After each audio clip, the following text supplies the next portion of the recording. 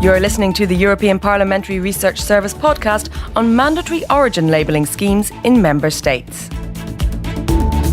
8 EU member states have launched or are about to launch national mandatory labelling schemes for certain food products such as milk and meat used in processed foods. The European Parliament and consumer organisations have supported origin labelling, but industry stakeholders warn about red tape and additional costs, while the Commission maintains that voluntary origin labelling may be the best option at European level. Want to know more? Stay with us.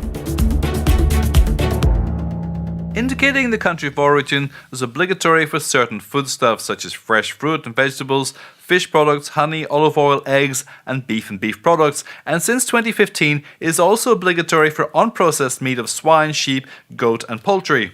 A special category are foodstuffs covered by quality schemes, such as the Protected Designation of Origin or the Protected Geographical Indication, which aim at protecting and promoting local products of excellence. Applicable since the end of 2014, the Regulation on Food Information to Consumers allows member states to adopt additional national measures concerning the mandatory labelling of foodstuffs, as long as these are justified by reasons defined in the regulation. Current rules also allow member states to adopt additional mandatory labelling for specific foods for reasons linked to the protection of public health and consumers or to prevent fraud. Over the past 2.5 years, 8 EU member states have made use of the possibility to set mandatory requirements in their national legislation for food business operators to indicate the country of origin of the raw material they use in their dairy or meat products. And while these moves have generally been welcomed by consumer and farmer organisations in the countries concerned, others see them as protective measures intended to promote national products which could undermine the single market. So, what are the national schemes already in place or in the making? Let's look at 3 countries in greater detail. The first EU country to launch its national scheme was France in 2017. The mandatory labelling of origin applies only to food produced in France and concerns milk used as an ingredient in certain dairy products, and meat used as an ingredient in processed foods. The trial started in January 2017 and will last for a period of 2 years, before the end of which France will need to submit a report to the Commission explaining the impact the measures had on consumers and on the internal market. Since 2017, Italy also requires country of origin labels on milk and dairy products, and since 2018, also on pasta and rice. Tinned tomatoes, tomato concentrate and sauces whose ingredients are at least 50% tomato also need to name the country of cultivation and the country in which the tomatoes were processed. There has also been debate in Italy over plans to introduce a Made in Italy logo for Italian food products. The controversial point is, however, what exactly should qualify as being Italian? And now let's move a bit further north. In Finland, from June 2017 until May 2019, the indication of country of origin is mandatory for milk as well as milk and meat used as an ingredient in pre-packed foods. There are also plans to introduce origin labelling for fresh, chilled and frozen meat and fish used in non-pre-packed food delivered by mass caterers. So what does the Commission have to say about these mandatory country of origin labelling decisions? Stay with us.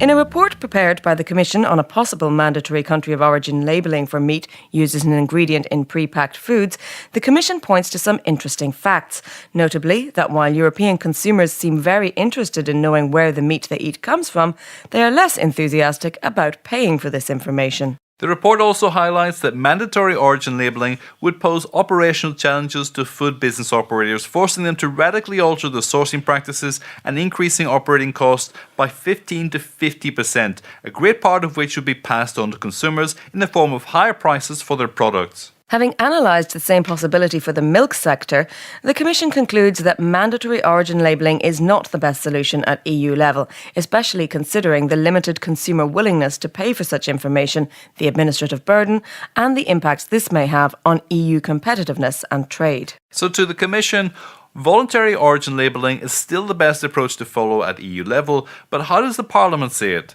Well, country of origin labelling was certainly one of the hottest topics during the interinstitutional negotiations on the new Food Information to Consumers regulation, with the Parliament pressing for more mandatory origin labelling for certain products. The Parliament's line was that labelling the country of origin could improve traceability along the food supply chain and help restore consumer confidence.